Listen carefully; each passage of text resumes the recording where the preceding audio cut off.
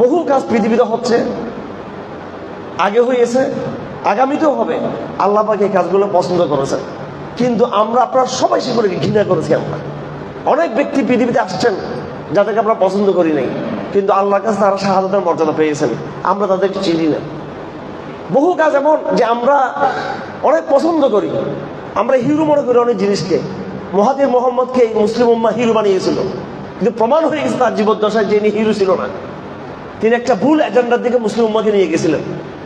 আরব দেশের জামাল আব্দুল নাসির একসময় হিরো মনে করা হয়েছিল, তার মৃত্যুর আগে আল্লাহ পাক তাকে লাঞ্ছিত করেছে। সাদ্দাম হিরো হিসেবে উত্থান হয়েছিল, যদিও তার শেষ পর্যন্ত মৃত্যুর আগে তার হয়তো তওবা নসিব হয়েছে, কিন্তু তিনি তার হিরোইজমকে তার মাসুল দিতে গিয়ে তাকে ভুল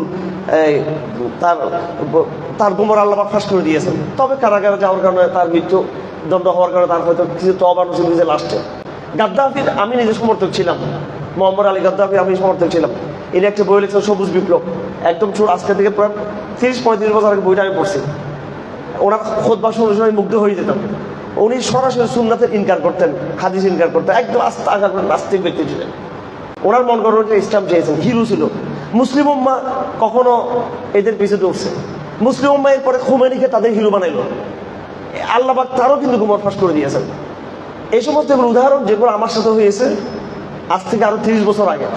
এরপর আমাদের দেশীয় পারপাসে, আমাদের বাংলাদেশে, ভারত মহাদেশে এবং মুসলিম দেশে দেশে একটা হিরোইজম বা মুসলমানদের একটা কোলাহল ভাব। এই কোলাহলগুলো কিন্তু আল্লাহর কাছে কিন্তু পছন্দনীয় না।